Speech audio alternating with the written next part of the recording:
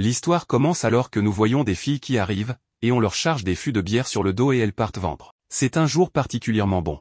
Il y a beaucoup de monde et il fait chaud, donc la bière se vend comme des petits pains. Parmi les filles, on voit une nommée Ruriko qui sort avec énergie pour vendre de la bière. Ensuite, on voit Murata, un employé de bureau tout terne, esclave de son sale boulot. Mais il a un endroit où il peut se détendre. Enfin, ça aurait été mieux.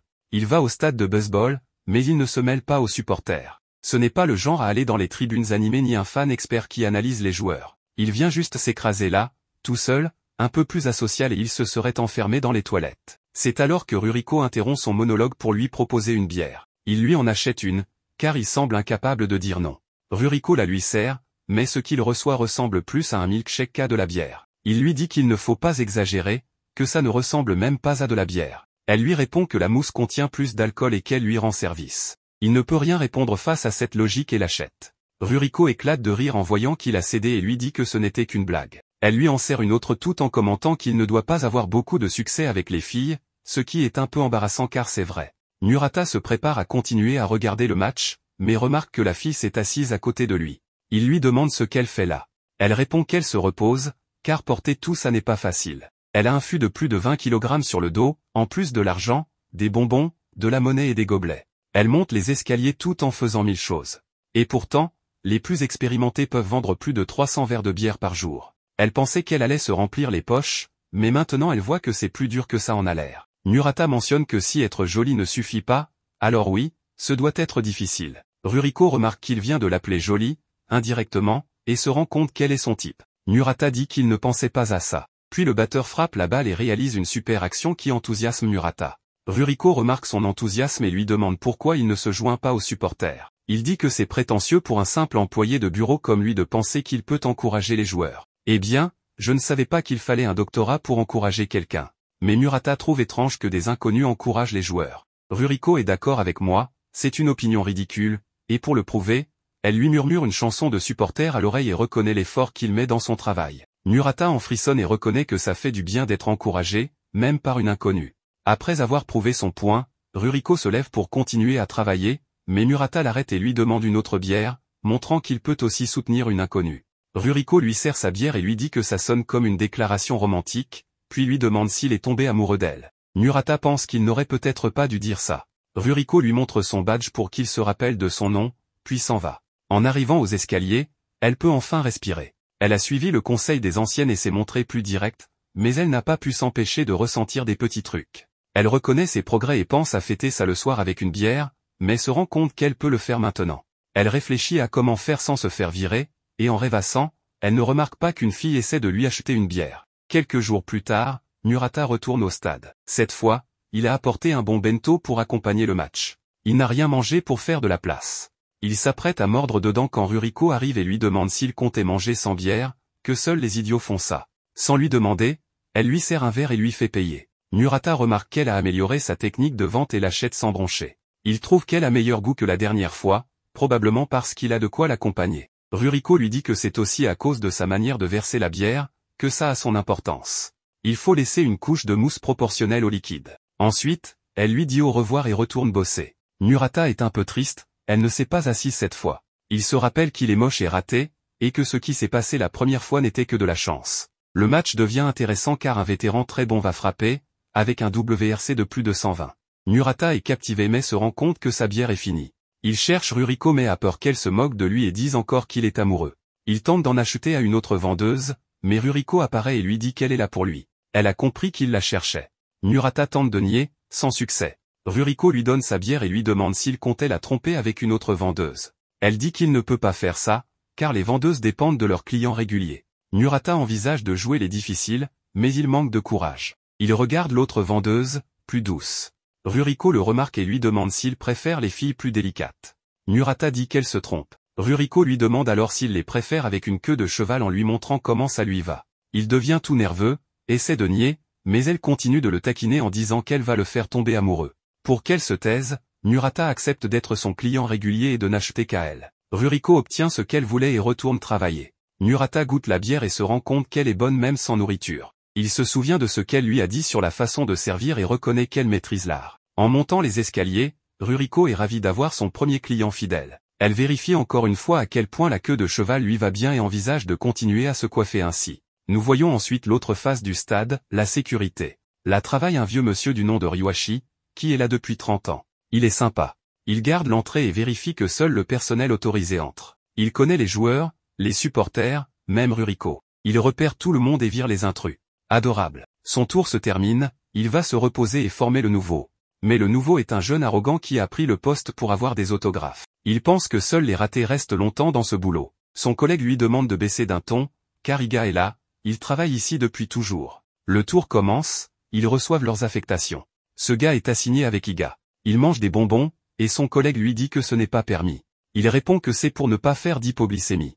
Ruriko vend quand une fillette l'appelle. Elle s'appelle Miku, a 4 ans, et a perdu ses parents. Elle fond en larmes. Ruriko la prend et l'emmène au plus vite à Iga. Après tout, elle est payée à la commission. Iga signale l'enfant perdu. Le jeune se met à dire que les parents sont irresponsables de l'avoir amené là. Ruriko le réprimande sévèrement, disant que ses paroles peuvent traumatiser l'enfant. La fillette pleure encore plus en les voyant se disputer. Ruriko la rassure, explique qu'elle la défendait, et lui montre que son nom est annoncé au micro. Iga donne un bonbon à Takimoto et lui dit de le donner à l'enfant.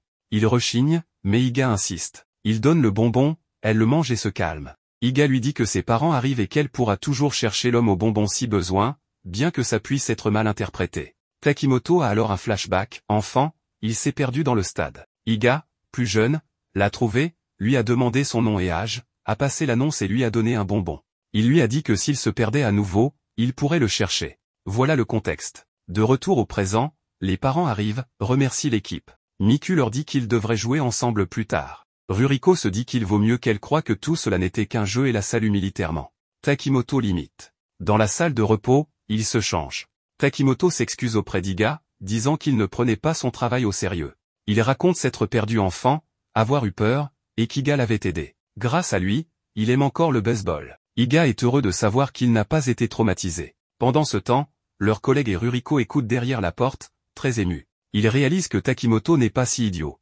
Ruriko ne peut retenir ses larmes de crocodile. Dans le métro, on rencontre une femme nommée Yuki, et elle est furieuse, voire pire. Plus la station approche, plus le wagon se remplit de gens qu'elle déteste, des supporters de baseball avec leurs casquettes, leurs uniformes ornés de slogans, et leurs pancartes pour encourager leur équipe. Ils chantonnent même les chansons qu'ils vont hurler au stade. Mais qui ils croient être, ces idiots, pense-t-elle. S'ils doivent faire quelque chose d'aussi agaçant, qu'ils évitent au moins les transports publics. Elle remarque même une jolie fille en face d'elle qui lit la section sport du journal, vérifiant les statistiques des joueurs. En résumé, Yuki ne supporte pas les fans de baseball. Pourtant, elle se dirige elle-même au stade pour assister au match, comme tous ces gens. En arrivant, elle révèle qu'elle porte le maillot du joueur Kojiro. Mais ce qui l'énerve encore plus, c'est de voir plein de jolies filles encourager des joueurs plus jeunes et plus attirants que Kojiro. Ça lui tape sur les nerfs. Elle aperçoit une vendeuse de bière et décide d'en acheter une pour se rafraîchir la gorge. Surprise, c'est la même fille qu'elle a vue dans le métro, Ruriko. Cette dernière s'approche et remarque le maillot de Kojiro. Yuki, nerveuse, lui demande si elle aime ce joueur. Ruriko répond que c'est rare de voir une jeune femme porter un maillot comme celui-là, un peu comme voir une étoile filante. Yuki est de nouveau frustrée en entendant que Kojiro n'attire pas les filles les plus jolies. La raison pour laquelle Yuki est si obsédée par Kojiro, au point d'aller voir un de ses matchs malgré sa haine du baseball, c'est qu'il est son mari. Arrive le tour de Kojiro au bâton, avec 2 retraits et 2 joueurs sur les bases, un moment parfait pour briller et montrer qu'il a encore du talent. Mais Yuki entend 2 vieux derrière elle critiquer son mari. Ils disent qu'il ne vaut rien, qu'il ne pourrait même pas frapper une balle de plage, et qu'il devrait prendre sa retraite pour laisser la place à des jeunes plus compétents. Furieuse, Yuki finit sa bière d'un trait et se retourne pour les faire taire. Elle leur lance que s'ils soutenaient vraiment l'équipe, ils encourageraient tous les joueurs. Comme ils ne semblent pas comprendre, elle interpelle Ruriko, qui passe par là avec ses bières, pour demander son avis. Ruriko, un peu perdu d'être mêlé à cette dispute, répond que Kojiro a un bon WRC. Personne ne sait ce que ça signifie, alors elle explique simplement qu'il est un bon joueur. À ce moment-là, Kojiro frappe un home run, marquant 3 points. Yuki s'excuse auprès de Ruriko de l'avoir impliqué et lui achète une bière en guise de pardon. Les vieux en prennent une aussi. Ruriko sert tout le monde, amusée, en pensant qu'elle a entendu parler du WRC grâce à Murata, sans vraiment savoir ce que c'est. En quittant le stade, Yuki appelle son mari pour le féliciter et mentionne même le WRC pour lui faire croire qu'elle suit sa carrière. Quel naïf! Avant, Yuki allait au match en tant que membre de la famille et avait accès à la loge VIP, mais elle se sentait mal à l'aise si Kojiro ne jouait pas. Alors, elle a décidé d'essayer les gradins normaux pour voir ce que ça donnait. Et franchement, elle n'a pas détesté. Après le match, Ruriko continue de lire le journal sportif, espérant en apprendre plus sur le baseball. Un collègue, Koinatezumi, qu'on appellera Koinata, parce que son nom complet est trop long, la surprend en train d'essayer de s'y mettre. Il lui demande si elle a trouvé quelque chose d'intéressant. Ruriko réfléchit et lui montre une bande dessinée dans le journal. L'histoire montre deux chats, l'un explique à l'autre comment marquer 100 points en 3 manches. Étape 1, frapper un home run à la première manche. Étape 2, laisser les adversaires éliminer tout le monde dans les deuxième et troisième manches.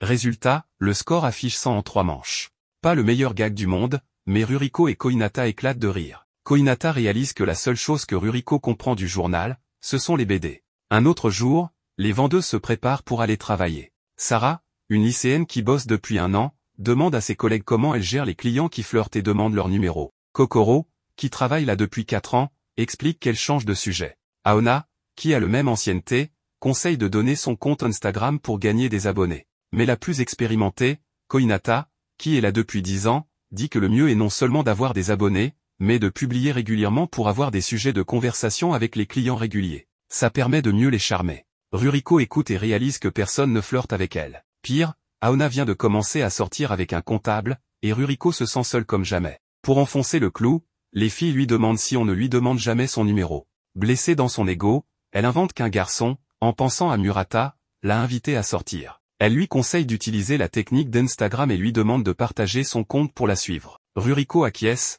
mais une fois seule, elle tente de créer un compte Instagram. Problème, elle n'y connaît rien aux réseaux sociaux. Pendant la réunion du personnel, elle continue d'essayer, mais Koinata, qui donne des consignes, remarque qu'elle n'écoute pas. Il avertit tout le monde qu'un trio de clients embête régulièrement les vendeuses et rappelle de ne jamais donner d'informations personnelles, de garder les interactions brèves et neutres, servir les bières, encaisser, point.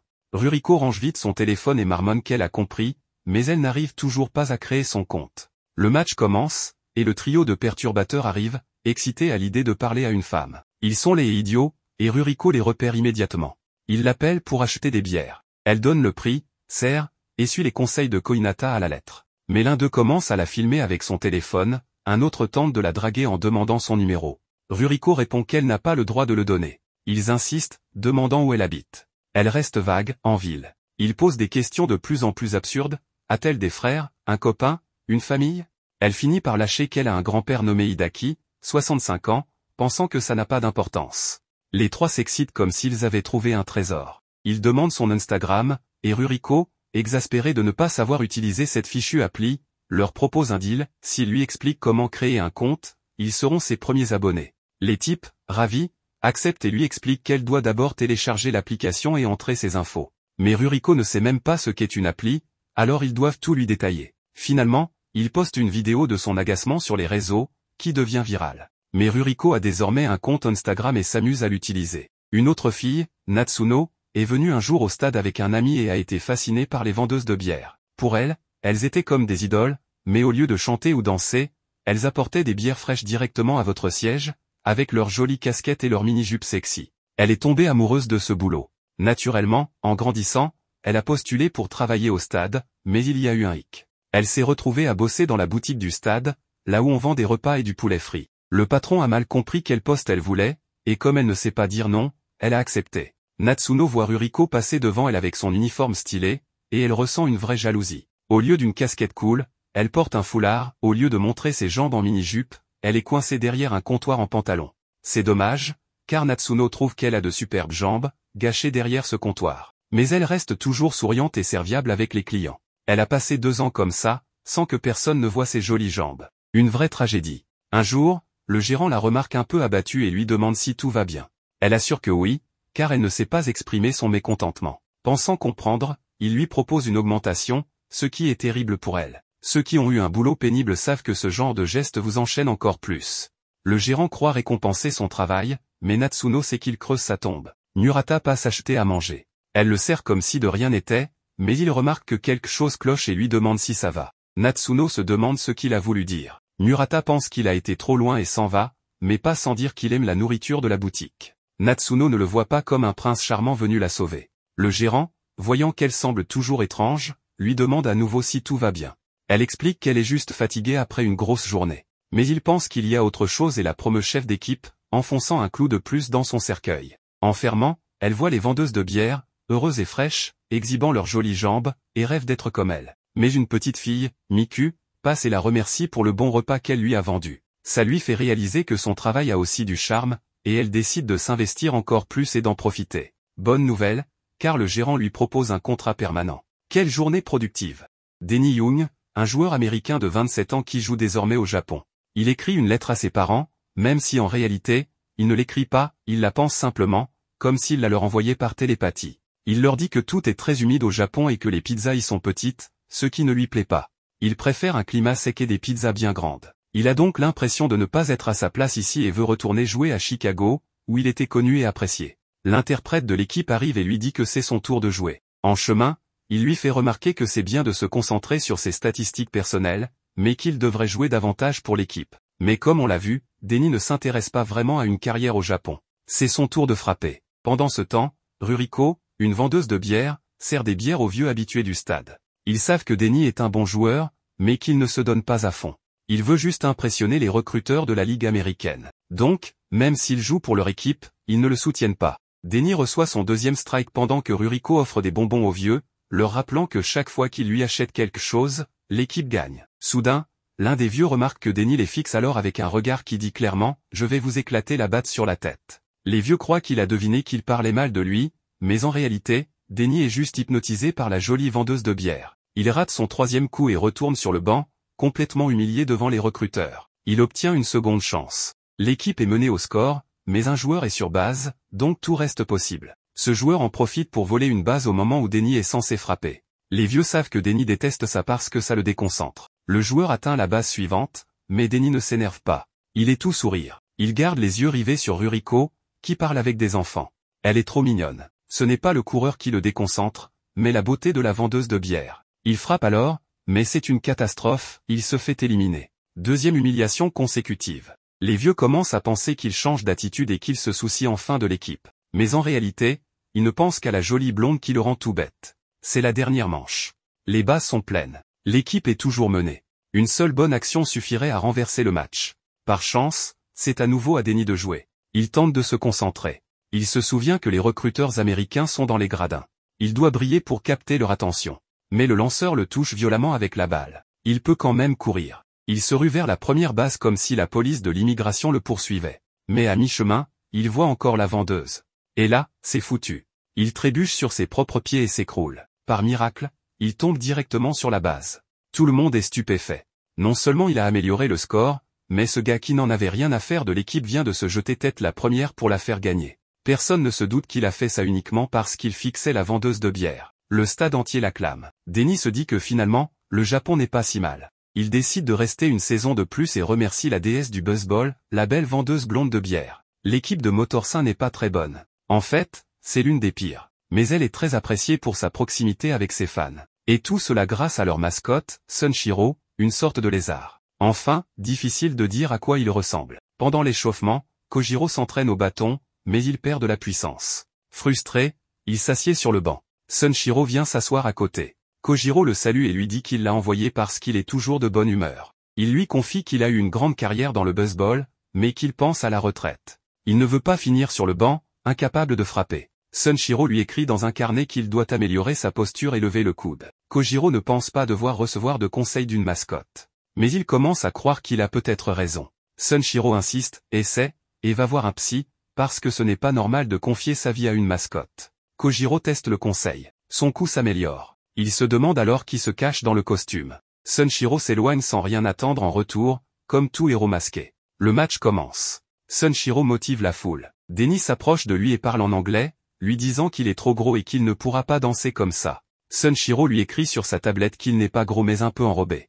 Car il s'est goinfré de pizza en apprenant que Denny reste une saison de plus. Denny répond OK, ajoutant qu'il l'emmènera à Chicago pour manger une vraie bonne pizza de taille normale. Il se rend compte que cette mascotte parle anglais. Pendant ce temps, Natsuno se détend dans le hall maintenant qu'il n'y a plus de clients. Elle se demande à haute voix si elle reverra un jour son prince charmant, c'est-à-dire Murata. Elle se rappelle que c'est un client et qu'elle n'a pas le droit de tomber amoureuse de lui. Elle se rend compte que Sunshiro l'écoute. Elle lui dit qu'elle ne faisait que penser à voix haute, comme le font tous les Japonais, et lui demande de ne pas y prêter attention. Sunshiro lui écrit un mot et le laisse sur le bureau. Il dit que l'amour est un sport sans règles, et ces mots touchent la fille. Natsuno le remercie et reconnaît que la personne dans le costume est un expert en amour. Plus tard, dans un couloir, Ruriko fait une pause. Elle est épuisée et n'a pas beaucoup vendu. Elle pense aussi à ses parents et à un bon bain chaud. Sunshiro surgit et lui dit de se remettre au boulot, on ne la paie pas pour rêvasser. Ruriko dit qu'elle prend juste une petite pause. Sunshiro lui écrit qu'elle doit changer d'attitude ou elle ne vendra rien. Ruriko est choquée. Elle lui demande pourquoi il lui dit ça. Il répond qu'elle n'a pas bonne mine et lui demande si elle mange correctement. Elle lui dit de ne pas se mêler de ses affaires. Il lui répond qu'il peut l'aider si elle veut. Elle lui lance « Ok, maman, lâche-moi ». Puis elle se rend compte qu'elle vient d'appeler une mascotte maman. Une chose est de le dire à son prof, mais à une mascotte? Qu'est-ce qui ne va pas chez elle? Pourtant, cette conversation lui rappelle vraiment sa mère. Sunshiro retourne dans les gradins pour interagir avec le public. Il joue avec les gens. Soudain, une balle sort du stade et fonce droit vers la tête d'une petite fille. Heureusement, Sunshiro l'arrête sans même la voir. Il lui offre ensuite la balle en souvenir, comme pour dire « ce qui ne te tue pas te rend plus fort ». Après le match, Ruriko ne peut s'empêcher d'appeler sa mère pour lui demander si par hasard, elle serait la mascotte du club. Dans le stade, il y a un endroit appelé la base où les filles remplissent leurs barils de bière et prennent de l'eau pour ne pas se déshydrater. Ruriko y court pour un réassort. Elle a bien vendu aujourd'hui. Sa collègue lui demande si elle pense vendre 150 verres. Ruriko dit que c'est impossible. Sa collègue répond qu'avec cet état d'esprit, c'est sûr que non. Natsuno l'encourage à y croire. Mais Ruriko insiste, c'est impossible. Pendant le match, Denny enchaîne les fautes. Sur le banc, Murata observe et analyse ses statistiques. Il dit plein de trucs techniques mais comme on n'y comprend rien, on s'en fiche. Son boss l'appelle et lui dit que le travail pour la semaine prochaine a été avancé de 3 jours. Il lui confie la mission et claque des doigts. Murata est encore sous le choc quand Ruriko l'approche. Elle remarque qu'il a l'air démoralisé et lui dit qu'elle a une formule magique pour lui remonter le moral. Elle veut qu'il la dise avec elle, mais Murata la laisse chanter toute seule, ce qui est super gênant.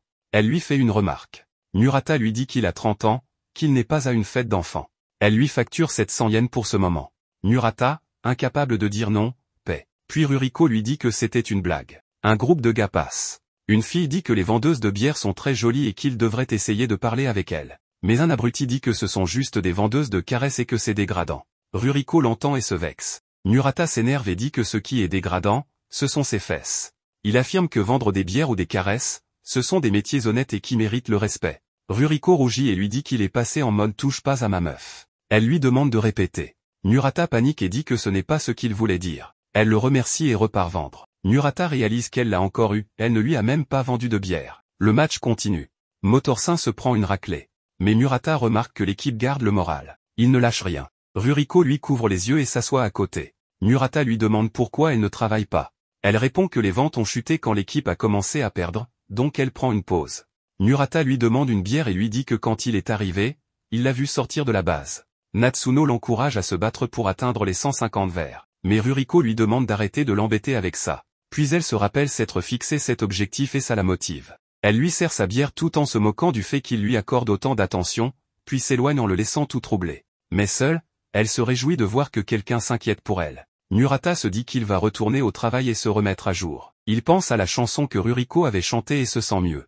Ruriko rentre pour poser ses affaires, et découvre qu'elle a déjà vendu ses 150 verres. Ruriko arrive dans la salle du staff et voit plusieurs de ses collègues rire devant une vidéo. Elle leur demande le contexte, et il lui explique que la speaker, celle qui annonce la composition de l'équipe, fait toujours une blague sur un joueur, Noko Jiriyama. Quelqu'un a rassemblé plusieurs de ces moments et en a fait une compilation. Ruriko regarde la vidéo où la speaker annonce le champ gauche comme celui qui ne frapperait même pas une balle si on le payait, Noko Jiriyama. Ensuite, une autre séquence montre la speaker le présentant comme le joueur qui avait promis de ne manger qu'un gâteau par jour mais qui s'est enfilé 3 sandwichs au petit déjeuner. Cela fait plus de 5 ans qu'elle le vanne ainsi, et c'est devenu une tradition dans le stade. Tout le monde dans la cabine attend de voir quelle blague elle va sortir aujourd'hui. Pendant ce temps, dans la cabine du speaker, on voit Nagisa Sato écouter les gens, tous impatients d'entendre la blague du jour. Mais après 5 ans de blagues presque quotidiennes, elle est à court d'idées. Elle consulte son carnet où elle note toutes ses idées, mais elle a même déjà fait des blagues sur son chien, alors elle commence à paniquer. C'est alors que Ken, alias Noko Jiriyama, vient la saluer, lui souhaite bonne chance et lui dit qu'il a hâte d'entendre ce qu'elle dira sur sa vie ou sa carrière. Nagisa va aux toilettes en espérant qu'un petit pipi l'inspire, mais rien ne vient.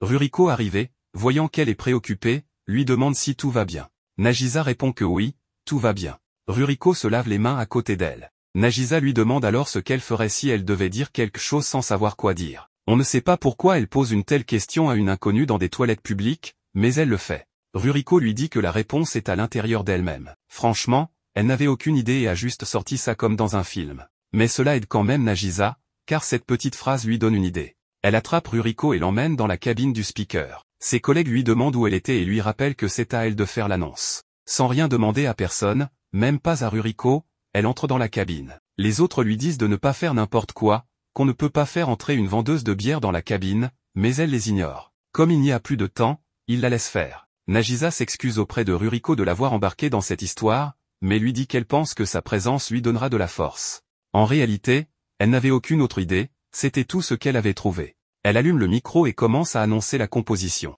C'est à ce moment-là que Ruriko comprend qui elle est. Finalement, arrive le moment tant attendu, l'annonce de Noko Jiriyama. Tout le monde se tait pour entendre parfaitement la blague. Mais Nagisa reste silencieuse. Elle cherche la réponse en elle-même et finit par l'annoncer comme le frappeur qui la salue toujours avant le match. Tout le monde fait une tête de quoi? Nagisa comprend qu'elle a merdé, mais tant pis, advienne que pourra. Alors elle l'annonce aussi comme celui qui a un joli sourire. Ses collègues se rendent compte qu'elle est en plein moment de sincérité absurde et essaient de l'arrêter, mais Ruriko leur bloque la porte et leur dit de la laisser s'exprimer. Nagisa continue donc, l'annonçant comme le plus délicieux de la composition. À la fin du match, les gens ne comprennent toujours pas ce qu'il s'est passé avec la blague, mais personne n'est fâché. Elle s'excuse auprès de Ruriko de l'avoir impliquée dans son effondrement, mais celle-ci lui dit que ce n'est pas grave, on ne voit pas tous les jours quelqu'un déclarer ses sentiments dans un stade rempli. Puis, Noko Jiriyama s'approche de la fenêtre et, un moment, on croit qu'il va lui demander son numéro, mais il se ravise et lui souhaite simplement bonne chance. Quelques jours plus tard, les vendeuses assistent à leur réunion mensuelle. Pour la première fois depuis longtemps, quelqu'un a mis quelque chose dans la boîte à suggestions. Enfin, quelque chose qui n'est pas une poubelle. Beaucoup de vendeuses ne savaient même pas que ces boîtes existaient. C'est pour ça que les clients les ignorent aussi. Mais cette fois, quelqu'un a laissé 10 messages dans la boîte, tous à propos de Ruriko. Toutes ses collègues la regardent avec un air de t'es dans la merde ou qu'est-ce que t'as fait? Mais Ruriko ne se souvient pas avoir fait quelque chose de mal, ou pas assez grave pour mériter une plainte. Mais ce ne sont pas des plaintes. Le chef commence à lire les écrits, et ça dit des choses comme « La bière de Ruriko est la meilleure »,« Ruriko est une raison de plus de venir au stade »,« Ruriko est super bonne », etc. La fille est au bord des larmes de bonheur. Comme c'est anonyme, elle ne sait pas qui a écrit ça, mais ça doit être un vrai fan pour avoir pris la peine d'écrire tout ça. Les filles se demandent qui ça peut être, et Ruriko pense à analyser l'écriture pour deviner l'âge ou le sexe. Malheureusement, celui qui a récupéré les papiers les a mis dans la poche de son pantalon, qui est passé à la machine, alors les feuilles sont toutes froissées, presque illisibles. Impossible d'analyser quoi que ce soit. Ruriko est à la fois heureuse et intriguée. Elle veut savoir qui a écrit ces mots. Elle sort pour vendre, et les deux vieux lui achètent une bière. Elle les sert avec méfiance, se demandant si ce sont eux. Puis Yuki lui achète 2 bières et lui demande de s'asseoir près d'elle pendant que Kojiro frappe, parce qu'elle pense que Ruriko lui porte chance. Ruriko se demande si ce serait elle. Ensuite, elle sert le trio de mecs bizarres. Ils lui disent qu'ils la suivent sur Insta mais qu'elle ne poste rien en sous-vêtements ni en pied. Elle les fusille du regard, ce qu'ils méritent amplement. Puis elle sert les parents de Miku, qui lui disent que leur fille veut un uniforme de vendeuse de bière comme le sien. Miku dit que plus tard, elle veut être vendeuse de bière ou de Sunshiro, selon ce qui est dispo. Elle croise aussi le vieux relou qui ne lui achète jamais rien, mais ne la quitte jamais des yeux. Après un bon moment à scruter tout le monde, elle ne découvre toujours pas qui a laissé les lettres. Mais elle réalise qu'il lui reste une personne à vérifier. Pendant ce temps, dans son coin désert où même les mouches ne vont pas, Murata regarde le match. L'équipe perd lourdement, alors que ça vient à peine de commencer. Mais il ne se décourage pas, il espère que son équipe renversera la situation. D'ailleurs, l'an dernier, il perdait encore plus mal. Donc cette année, c'est un peu mieux. À ce moment-là, Ruriko apparaît et le fixe, essayant de voir si c'était lui. Murata, pris de panique, cache sa surprise et lui demande une bière. Elle l'ignore et lui demande s'il a quelque chose à lui dire. Il ne comprend pas. Elle lui demande s'il est amoureux d'elle. Il panique à fond et lui demande si elle sait un truc. Ruriko lui dit d'oublier, puis s'en va toute déçue, mais lui affirme qu'il ne pourra pas échapper à ses talents de détective. Murata se rend compte qu'il est à sec de bière. L'enquête est dans une impasse. Elle va remplir son sac quand Nakezumi arrive pour lui parler. Ruriko lui dit de ne pas la déranger, qu'elle est en pleine enquête. Mais il lui dit qu'il sait qui c'est ou plutôt, qui pourrait savoir. Il l'emmène voir Takimoto, le vigile du premier épisode. Il lui demande s'il sait quelque chose. Il leur dit qu'il était justement près de la boîte quand quelqu'un y a mis un papier. Et même si c'est censé être anonyme, il est prêt à trahir cette règle pour le bien de l'histoire. Il dit que les lettres venaient d'une vieille grincheuse avec des lunettes de soleil, qui a écrit que Ruriko lui porte bonheur, de 2 vieux messieurs qui la remercient de bien servir la bière, d'une petite fille perdue dans le premier épisode et de sa mère qui ont écrit qu'ils l'aimaient,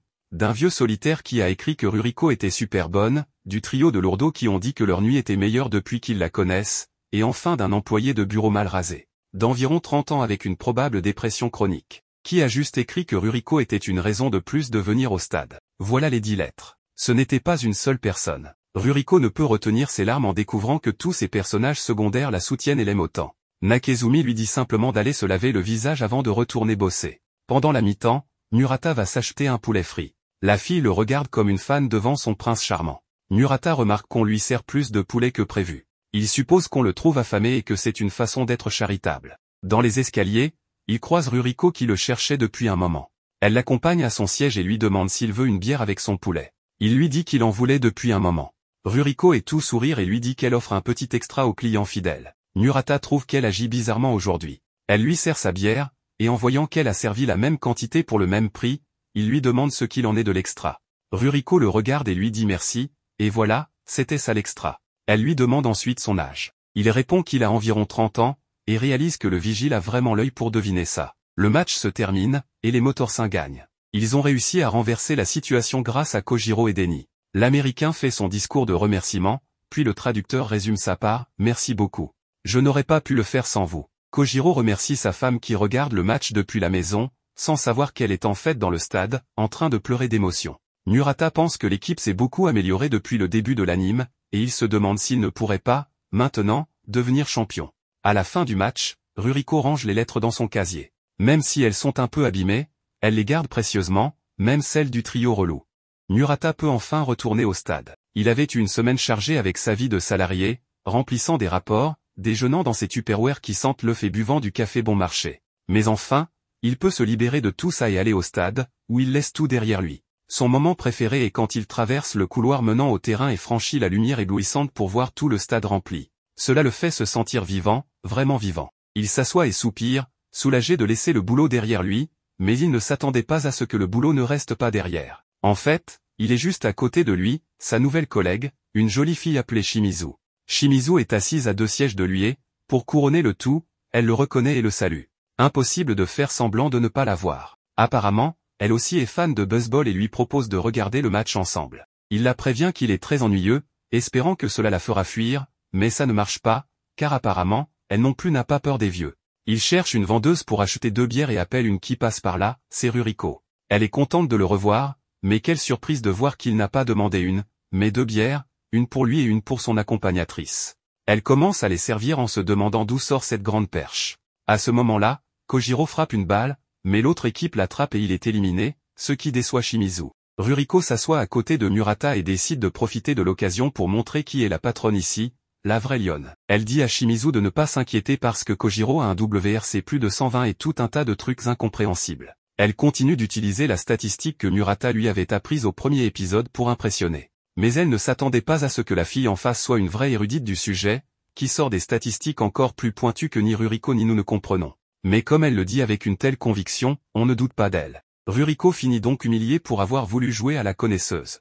Elle sort alors son arme secrète et demande à Shimizu si elle a Instagram. Shimizu répond que non. Ruriko saisit l'occasion pour se vanter, « Dommage, moi j'ai plein de followers ». Shimizu lui répond qu'elle s'en fiche complètement et que ça ne l'intéresse pas. Ruriko se retrouve donc doublement humiliée, surtout qu'elle-même ne maîtrise pas vraiment Instagram et voulait juste se sentir supérieure. À la boutique, Natsuno vend ses petits plats quand son prince charmant, Murata, apparaît. En le voyant, elle se recoiffe pour faire bonne impression. Comme elle connaît déjà ses habitudes, elle lui demande s'il va encore acheter un énorme déjeuner comme toujours. Mais cette fois, il en prend 2, un pour lui et un pour son accompagnatrice.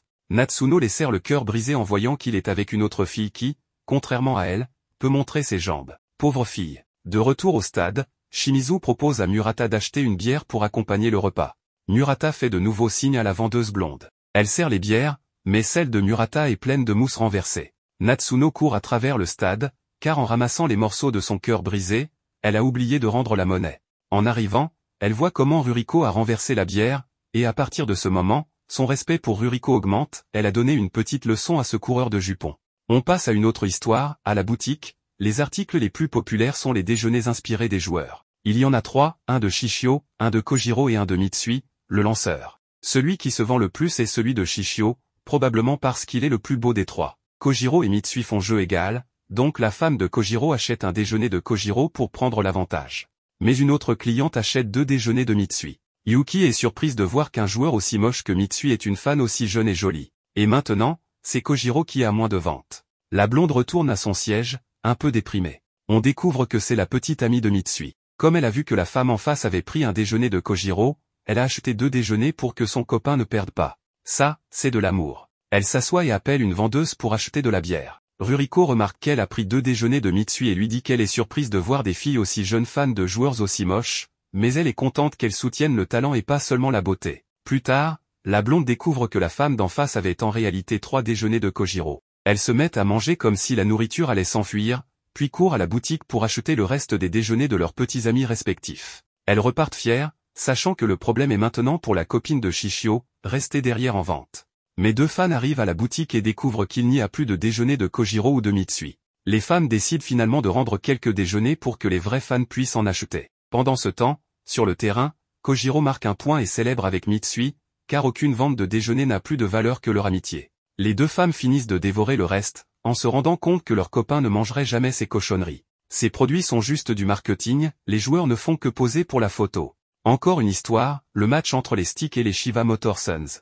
Il pleut des cordes, et cette fois, les Motor Sons gagnent. Tout le monde est sous des imperméables en plastique. Ruriko vend des bières comme si de rien n'était. Elle voit 2 vieux habitués et leur propose une bière. L'un lui demande si elle ne va pas se mouiller. Elle répond que les bières sont bien emballées, mais il parlait d'elle. Elle dit que ce n'est pas grave, son maquillage a déjà coulé depuis longtemps. Par son sacrifice, ils achètent 2 bières et lui conseillent de rentrer. Murata, trempé, regrette l'argent dépensé pour ses sièges, mais il est content de voir son équipe gagner. Ruriko passe et lui demande pourquoi il sourit. Il lui explique qu'il voulait se faire plaisir. Elle le regarde longtemps, craignant qu'il remarque ses imperfections sans maquillage, mais aucun homme ne fait attention à ça.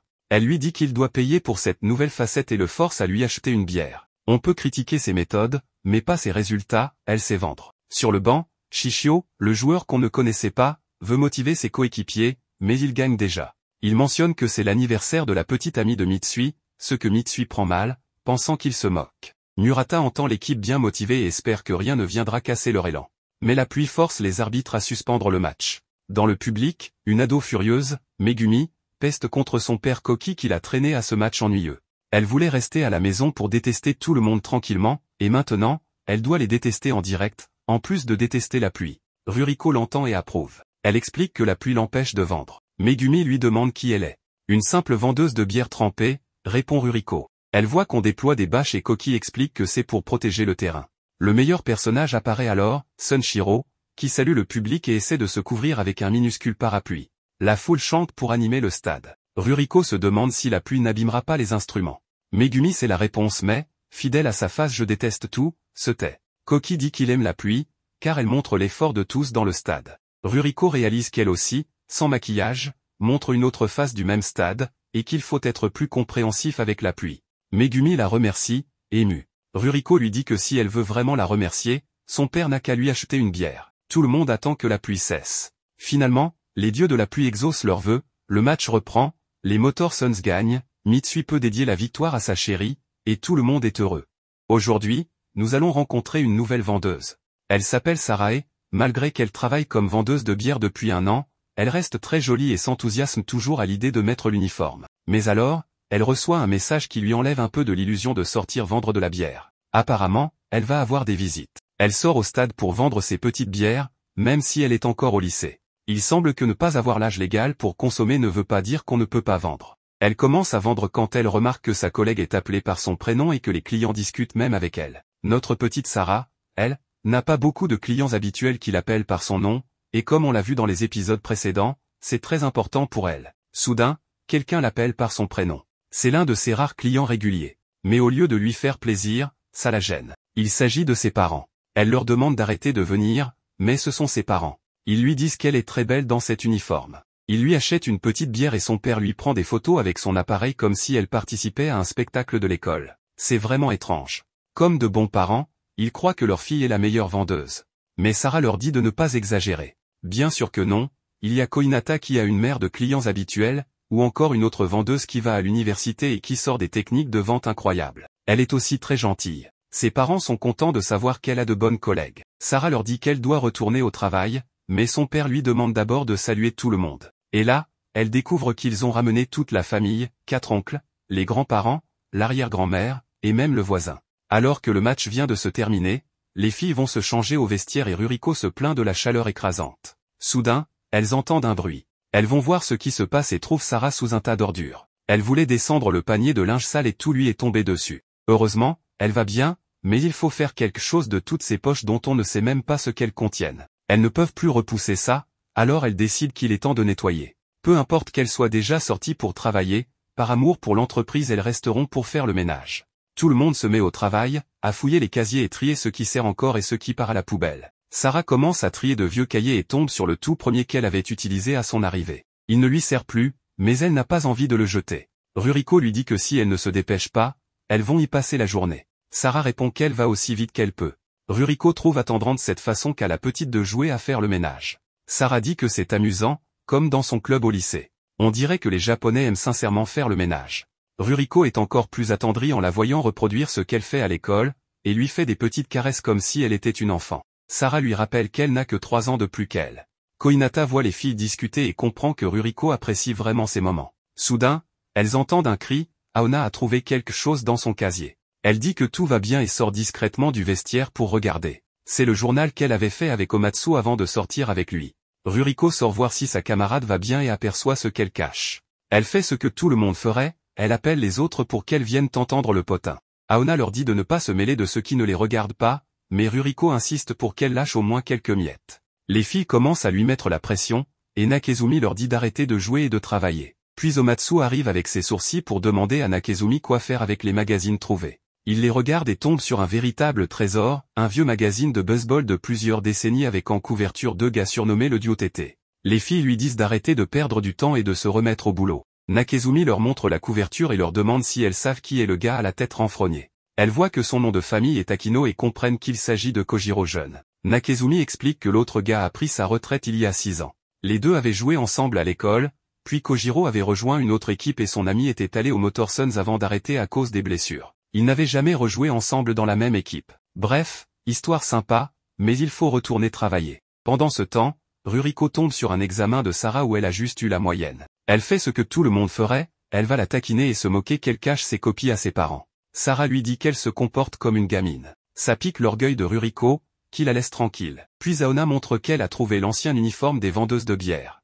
Un superviseur raconte qu'à l'époque, il y avait aussi des vendeurs hommes, mais ils ne vendaient rien. Les seuls qui savent vraiment comment c'était à l'époque, ce sont Nakezumi et Kohinata. En fouillant les poches, elle trouve une photo de 2 vendeuses de ces années-là. L'une d'elles leur semble familière. Nakezumi dit qu'elles la connaissent très bien. C'est Kohinata elle-même, il y a 10 ans, à seulement 19 ans. Les filles la pressent pour qu'elle réessaie cet ancien uniforme afin de prendre des photos. Après ça, elles n'ont plus vraiment nettoyé, car tout les distrait. Dans une autre scène, on assiste à un match très spécial, le All-Star Game. Les joueurs les plus célèbres des 12 clubs sont répartis en 2 équipes et jouent pendant 2 jours. Chaque année, le stade change, et cette fois c'est chez les Motorsons. Pour la première fois, le stade est plein à craquer. Ruriko vend des bières dans les gradins, mais avec toute cette nouvelle foule, elle ne se sent pas très à l'aise. Les fans de l'équipe des Sticks la voient et lui disent que leur stade à eux a de meilleures vendeuses, plus jolies, avec de meilleures bières. Ils ajoutent qu'il y a 3 joueurs des Sticks sur le terrain, donc ils se sentent supérieurs. Ruriko se fâche intérieurement, mais elle garde son calme. Sur le terrain, un joueur des Sticks enchaîne les home runs, 13 d'affilée, ce qui rend ses fans encore plus insupportables. Mais c'est le tour de Denny de frapper. Shishio lui dit de tout donner, et Denny répond OK. Denny commence à frapper comme un fou et sort 10 balles du stade. Il se rapproche de la performance du joueur des Sticks. Au début, il ne comptait pas prendre ça au sérieux, mais il ne va pas laisser ces idiots se moquer de son équipe. Il arrive à 12 balles. Encore une et il égalera l'autre. Au moment de frapper, Denny croise le regard de Ruriko dans le public, sa déesse, son amour, qui l'encourage à remettre ces imbéciles à leur place. Mais en la regardant, il oublie comment frapper et se fait éliminer. Denny crie, désespéré. Quelle malchance! On a perdu. Bon, tant pis, tout le monde reste ami. C'est ensuite au tour des mascottes d'entrer en scène. On leur rappelle de suivre le script, et là, apparaît le meilleur personnage de toute cette histoire, l'inégalable Sunshiro. Avec lui, un petit renne, mascotte des Sticks, appelé Kaiser. Il lui demande s'il est prêt pour le spectacle. Ils entrent sur le terrain et font leur show. Sunshiro glisse et trébuche sur Kaiser, ils tombent tous les deux. Le renne arrogant se jette sur lui et commence à le frapper. Mais heureusement, Sunshiro n'est pas du genre à se laisser faire. Il lui met un coup de tête et la bagarre commence.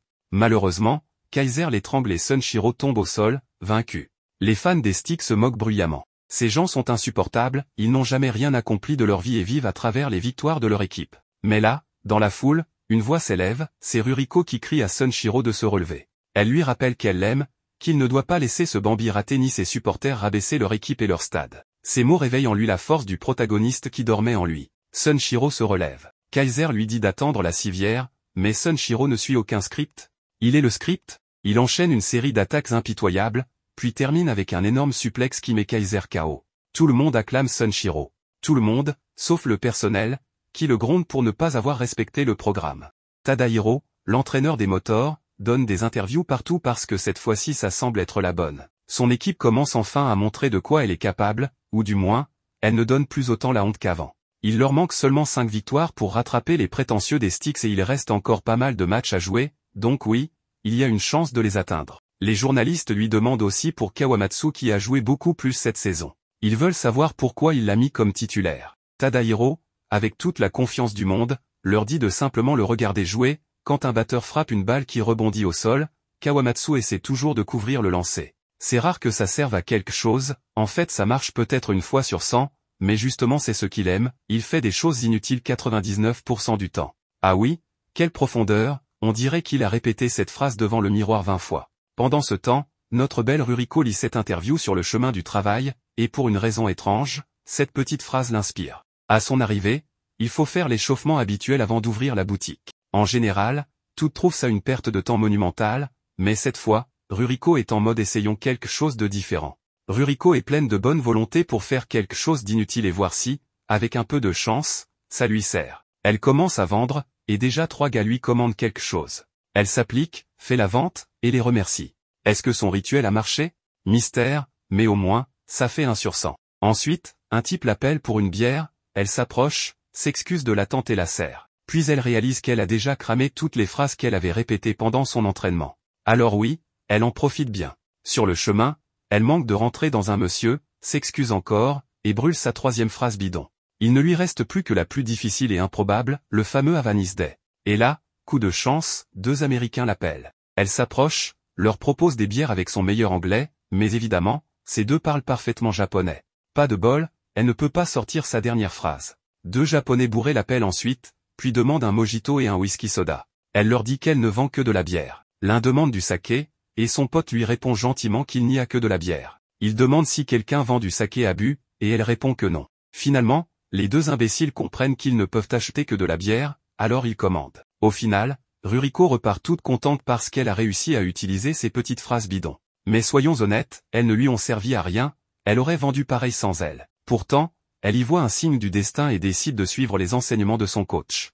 À côté du stade se trouve la maison du club, avec une cafétéria pour les joueurs, buffet compris. Tant pis pour leur régime, ils mangent ce qu'ils veulent. Un joueur arrive en retard pour déjeuner. Il s'appelle Wataru, a 25 ans, lance de la main droite et bat de la gauche. En entrant, il croise Shishio, son coéquipier qu'il déteste. Ce dernier lui dit qu'il est en retard à l'entraînement et de se dépêcher de manger. Avant de partir, il lui recommande le poulet frit, et Wataru acquiesce, mais en vrai, il ne peut pas le supporter. Ils ont le même âge, mais la moyenne de frappe de Shishio est de 32% alors que la sienne est de 19%. Bref, c'est déjà une bonne raison pour le détester. En plus, Shishio a été choisi avant lui pour intégrer l'équipe, alors que Wataru ne joue que pour remplacer des vétérans dans des matchs sans importance. Il veut se servir du poulet frit, mais le salaud de Shishio en a pris la dernière portion. Alors il se résigne avec un peu de riz et un rouleau de viande. Assis, il se dit que tout est de sa faute et qu'il sera viré tôt ou tard. Autant profiter du buffet pendant qu'il peut. C'est là que Marie arrive et lui prépare du poulet rien que pour lui. Elle lui dit aussi qu'elle le soutient. Wataru la remercie, mais se demande si elle ne lui fait pas du rentre-dedans. Mais Marie ajoute qu'il lui rappelle son chien mort. Elle le caresse et lui dit que c'est un bon garçon, presque à lui demander la patte. Puis elle explique qu'au stade, la cafétéria du personnel sert le même riz que celle des joueurs, tout est préparé ensemble. Comme personne ne comprend où elle veut en venir, Marie précise que ça veut dire que tout le monde au stade est uni par la même nourriture. Wataru goûte le poulet et fond en larmes, comme le critique de Ratatouille. Après ça, il rejoint le match et fait une super action avec Shishio. Leurs coéquipiers les félicitent, notamment Brian. Wataru décide de mettre sa rancune de côté, puis invite Shishio à manger avec lui et Shishio accepte. Wataru est content et sort la phrase de Marie, « Nous mangeons tous le même riz ». Mais Shishio lui répond qu'il ne mange pas de riz, il préfère le pain. On retrouve notre douce Ruriko lors d'une séance photo. Le photographe lui donne des instructions, mais elle est hyper nerveuse. Plus tard, pendant un match au stade, Murata lit un magazine dans les gradins. Ruriko apparaît et lui demande ce qu'il lit. Murata répond que c'est un weekly baseball, il adore ça. Ruriko lui demande s'il est arrivé à la bonne partie. Murata dit que oui, l'article sur les nettoyeurs était incroyable, et Denis avait la classe en photo. Ruriko lui dit que non, la vraie partie coulait à la page 146. Murata tourne et découvre un reportage sur la nourriture du stade. Et c'est Ruriko qui est en couverture du sujet. Elle lui explique que le photographe n'arrêtait pas de dire qu'elle s'en sortait bien, et elle espère que ça lui ramènera plein de fans. Murata approuve, même si seulement une dizaine de personnes lisent Weekly Baseball. Mais il remarque que l'éditeur a écrit que Ruriko était morte de trac. Murata lui dit que ça la rend encore plus star, mais Ruriko insiste, elle reste humble et doit tout à ses fans. C'est pour ça qu'elle leur fait une promo incroyable, une bière à seulement 700 yens, soit le prix normal. Elle s'éclipse, disant qu'elle doit voir ses autres fans, et qu'elle ne sait pas quand ils se reverront. Mais 10 minutes après, elle revient. Murata ne trouve pas ça bizarre, le match est nul, il n'y a presque personne. Ruriko remarque que Murata tient un carnet de stats de baseball. Elle lui demande s'il a joué au lycée. Murata dit que non, il a toujours aimé ça mais était nul en sport. Il était au club d'art, mais n'y allait jamais. Il ne sait ni jouer, ni dessiner. Justement, être si mauvais l'a poussé à admirer encore plus les sportifs, pour lui ce sont des super-héros. Murata lui demande alors, si elle faisait partie d'un club. Ruriko dit que non, elle sortait chanter au karaoké ou prendre des photos avec ses copines. Elle trouve que ce travail ressemble à son premier club, elle porte le même uniforme que ses collègues, elles font toutes la même chose, et c'est comme devenir une autre personne. Murata la comprend. Alors, elle plaisante en disant qu'elle perd sa transformation magique devant lui, et commence à faire une sorte de pose de transformation, super gênante. Mais pas grave, c'est juste devant le mec qu'elle aime. Elle lui propose même de la prendre en photo, mais Murata préfère pas. Ses collègues la regardent et pensent qu'elle en fait trop. Murata décide de passer le malaise en grignotant du poulet et achète auprès d'une autre vendeuse, qui est secrètement amoureuse de lui. Il repense à ce que Ruriko disait, et se dit qu'elle a peut-être raison, chacun au stade est le protagoniste de sa propre histoire, même cette vendeuse de poulet sans charisme. Celle-ci remarque qu'il la fixe et lui demande s'il a lu le Weekly Baseball de la semaine. Murata dit que oui. Elle panique, croyant qu'il a vu l'article où elle apparaît, et se réjouit qu'il l'ait trouvée jolie. Mais elle se rend compte qu'ils ont mal écrit son nom, le changeant en Kawada. Maintenant, son crush va croire qu'elle s'appelle ainsi. Ce qu'elle ne sait pas, c'est que Murata n'a fait attention qu'à l'article des batteurs.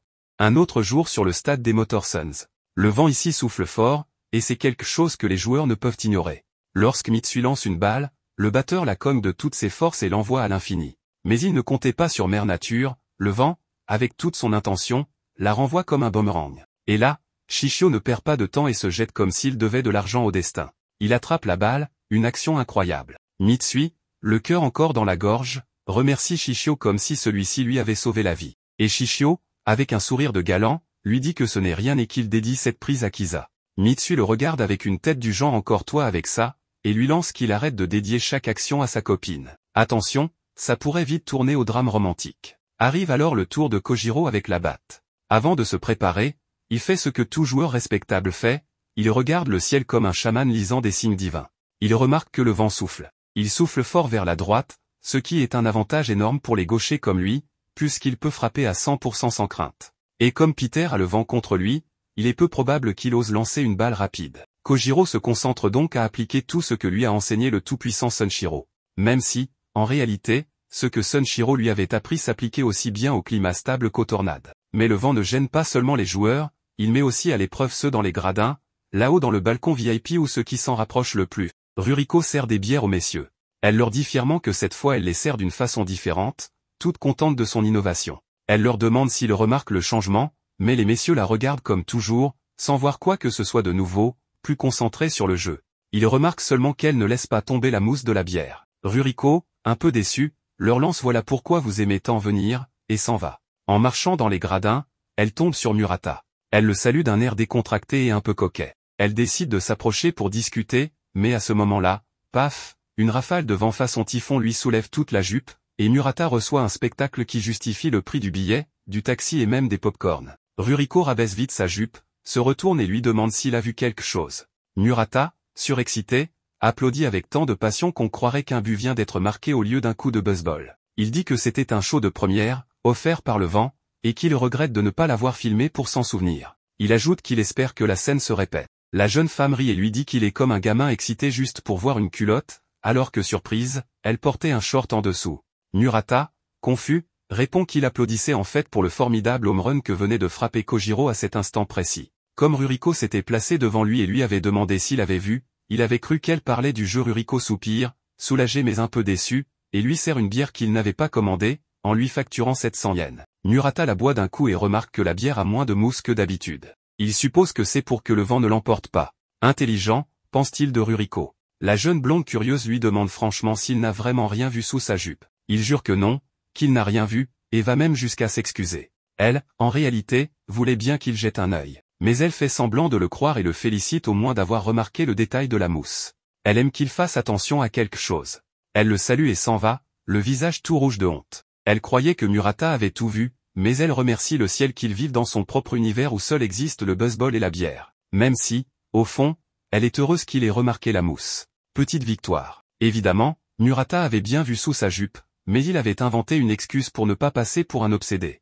Ensuite, nous retrouvons Ruriko dans un contexte complètement différent. Pour la première fois, elle va au stade non pas comme vendeuse de bière, mais comme spectatrice ordinaire. Avec qui? Avec ses deux collègues de travail. Il y a d'abord Kokoro, pour qui c'est le deuxième match en tant que fan et qui ne comprend pas encore très bien tout ce bazar. Et puis Aona, la vétérane, qui est allée à tant de matchs qu'il ne lui manque plus que la casquette officielle de l'équipe. Avant d'aller s'asseoir, elles font un détour pour aller saluer le reste de l'équipe qui, lui, travaille. Elles passent voir le chef de secteur, et lui offrent un petit cadeau dont elles ne savent même pas vraiment ce que c'est, mais l'important, c'est l'intention. Elles disent qu'elles voulaient juste vérifier que tout le monde bosse bien et ne paraisse pas. Le chef, avec la patience d'un employé du service client, les remercie mais leur rappelle qu'elles ne sont plus en service et qu'ici, c'est réservé au personnel. Installées à leur place, elles regardent le match. À un moment, Peter lance une balle pour intimider le coureur en première base. Ruriko, perdu, demande à Aona. Celle-ci, véritable encyclopédie du baseball, lui explique que c'est une technique pour dire ne bouge pas, champion. Juste après, elles entendent une vendeuse crier, et c'est leur collègue Sarah, qui leur vend 3 bières. Elles en profitent pour prendre la selfie obligatoire. Sarah veut les boire avec elle, mais finalement, elle la laisse juste apparaître sur la photo, sans partager. Solidarité entre amis, mais pas trop. Un peu plus tard, Ruriko va aux toilettes. En revenant, elle voit Murata dans les gradins. Son cœur fond et elle se dit que c'est le moment de se montrer, cette fois sans uniforme. Elle passe devant lui 1 fois, 2 fois, 3 fois, mais Murata, absorbé par le match, pense seulement, c'est qui cette femme qui m'empêche de voir. Frustré, Ruriko finit par s'asseoir à côté de lui et tente d'entamer la conversation. Murata, croyant qu'elle est une vendeuse insistante ou qu'on va lui soutirer quelque chose, fait semblant de ne pas exister. Finalement, elle le salue directement. Après quelques secondes, son cerveau fait tilt et il la reconnaît. Mais trop tard, Ruriko est vexé et s'en va en colère. Quelques jours plus tard, ils se recroisent au stade. Ruriko s'assoit à côté de lui, avec l'énergie passive-agressive de quelqu'un qui n'a pas digéré qu'on ne l'ait pas reconnu. Murata lui dit qu'il était content de la voir l'autre jour, mais elle, encore blessée, lui reproche de ne pas l'avoir reconnue, que pour lui toutes les vendeuses doivent se ressembler, et qu'elle devrait peut-être porter un panneau. Murata, essayant de se rattraper, lui dit qu'il a remarqué cette fois qu'elle porte une fleur dans les cheveux. Ruriko fond intérieurement, se dit qu'il fait attention à elle, mais extérieurement, lève un sourcil et répond que sa colère durera encore un moment. Enfin, dernière histoire. Nous sommes dans la salle de repos où tous les employés profitent d'un rare moment sans client. Certains discutent de la chaîne de sport qui répète sans cesse le même résumé avec un narrateur différent. Ruriko, elle, fait semblant de comprendre l'algèbre en aidant Sarah, mais à deux, elle peine à additionner des fractions sans invoquer un dieu sombre. Aona, de son côté, est plongée dans ses études pour son examen d'enseignement. C'est alors qu'arrive le chef, tout souriant, accompagné d'un certain Ijima, un journaliste qui veut faire un reportage sur les vendeuses. Aona accepte d'être interviewée, pensant que ce sera amusant. Mais Ijima est retors, son rédacteur en chef lui a exigé un article vendeur et scandaleux sur les vendeuses de bière qui exploiteraient les hommes grâce au machisme. Ijima commence l'interview avec des questions orientées, demandant si leur travail n'est pas trop fatigant. Aona répond en montrant ses biceps, grâce à ce travail, je suis super musclé. Déconcerté, Ijima insiste. On ne vous retire pas vos shifts si vous ne vendez pas assez. Vous n'acceptez pas de tout faire pour l'argent. Aona répond calmement qu'il n'y a pas de pression, que l'ambiance est bonne, comme dans le bullpen. Elle explique que les vendeuses s'entraident, peu importe les ventes, et que les clients sont respectueux, absorbés par le jeu. Ijima désespère de ne pas trouver de drame, jusqu'à ce que surgisse Ruriko, qui s'impose. Si tu veux une vraie interview, c'est avec moi. Déjà publié dans un magazine, Elle expose sa technique de vente avec humour. Iijima, accablé, réalise que son scandale tombe à l'eau. Défait, il explose. Vous mentez toutes, le machisme a raison. Aona lui répond calmement, tout le monde vient au stade parce qu'il le veut. Les vendeuses aussi. Ce n'est pas un travail parfait, mais il est honnête et nous l'aimons. Iijima, abattu, sort fumer une cigarette, reçoit un appel de sa mère, et comprend qu'il doit écrire un article sincère. Le nouveau titre sera Les vendeuses de bière sont aussi des personnes et elles méritent le respect. Pendant ce temps, dans la salle de repos, Aona continue de réviser. Elle sait que si elle réussit l'examen, elle devra quitter ce travail. Mais c'est la vie, parfois, tu vends des bières, parfois tu enseignes l'algèbre que tu ne comprends pas.